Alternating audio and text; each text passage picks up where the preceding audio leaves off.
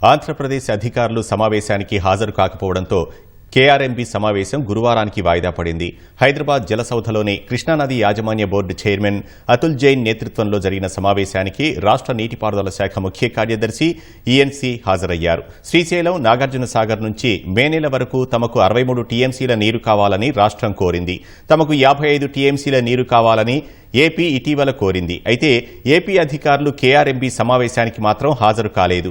AP హాజరు కాకపోవడంపై నీటిపారుదల శాఖ ముఖ్య కార్యదర్శి రాహుల్ బొజ్జా అసంతృప్తి వ్యక్తం చేశారు. తెలంగాణ వాదనలు రికార్డు చేసి కేంద్రానికి పంపాలని బోర్డును కోరారు. పోతిరెడ్డిపాడు, ముచ్చుమర్రి ద్వారా నీటి తరలింపును ఆంధ్రప్రదేశ్ ఆపినా మల్యాల నుంచి తీసుకుంటోందని రాహుల్ బొజ్జా కేఆర్ఎంబీకి తెలిపారు.